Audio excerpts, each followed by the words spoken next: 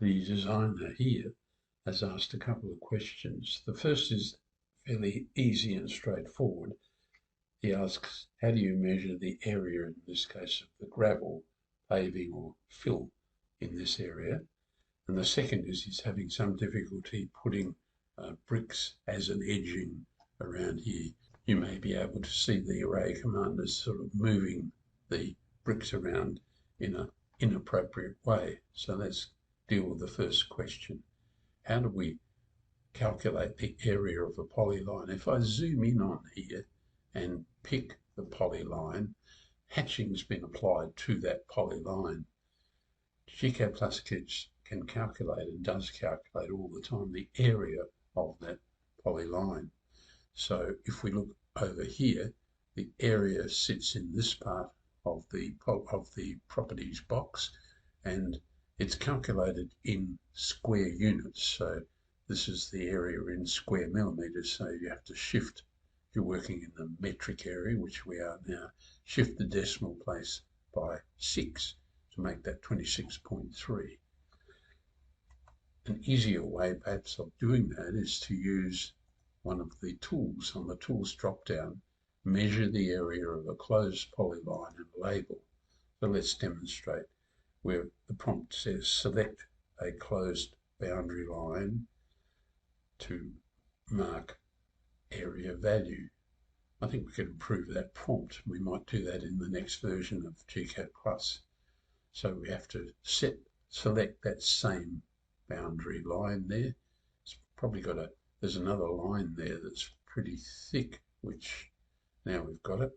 Now we're asked for the input unit. In other words, we want labeled it calculated in meters, millimeters, or in feet. Well, in this case, we want it in meters, and where are we going to put it? We could put it on top, but for clarity, I'll pop it up here, and then just drag to indicate the height, and we pop it in. So then you can just put a label. The area of gravel is 26.4, and that's a very useful measure, of course.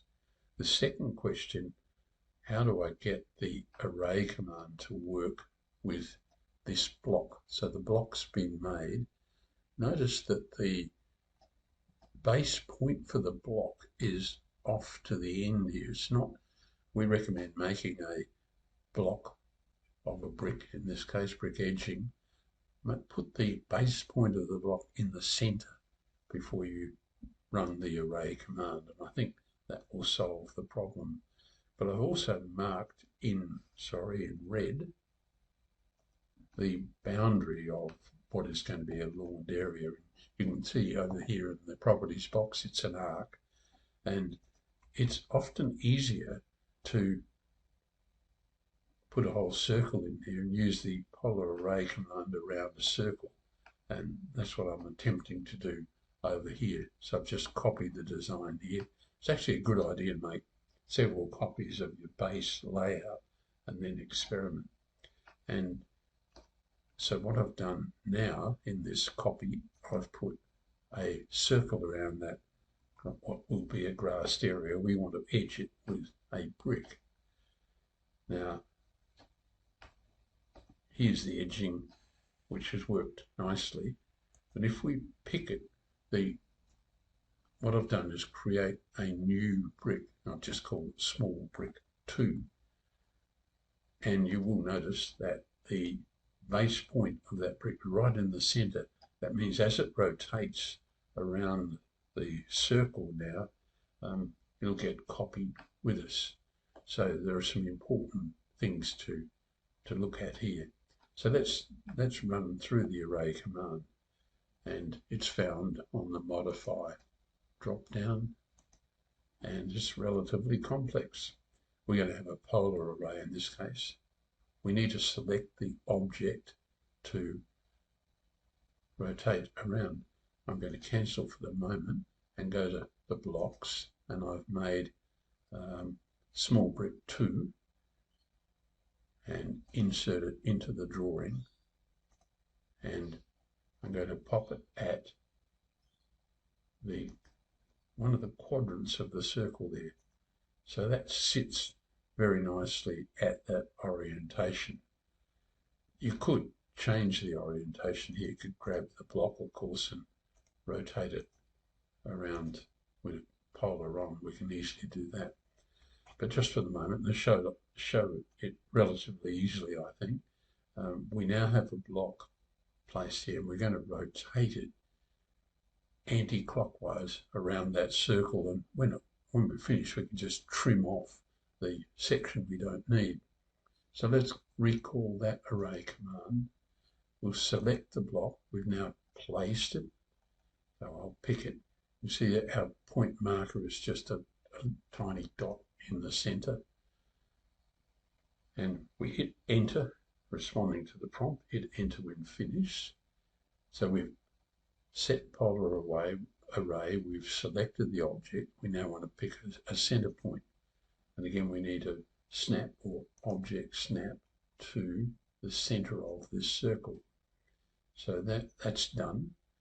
And the angle to fill an angle between the items, I'm going to, past experience shows me that if we get an angle between the items of 2, that works relatively nicely. But when you set that,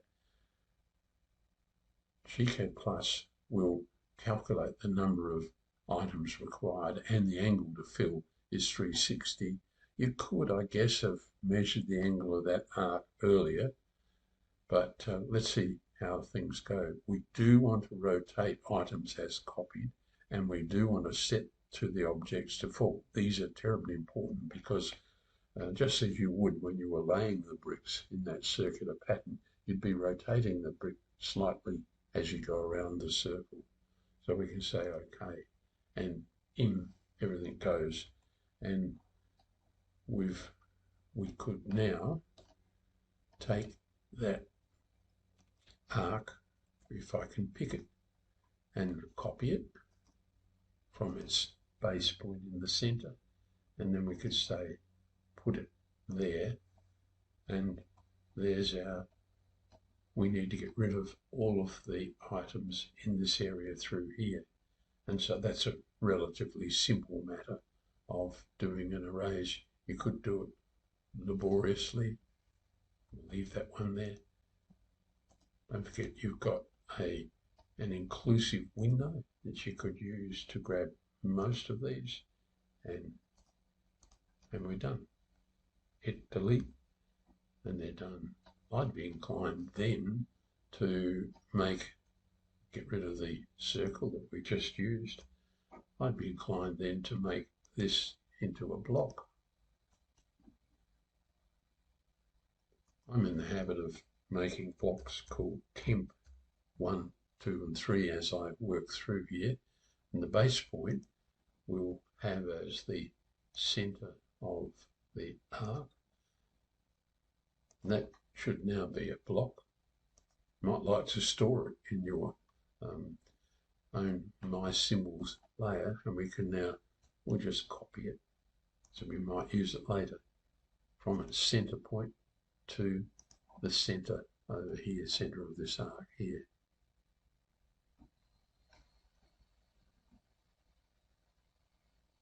It's a little confusing, isn't it? Because it's hard to see that center point, but we trust OSnap to do it. And once we've done that, we can probably get rid of and we made a block of that.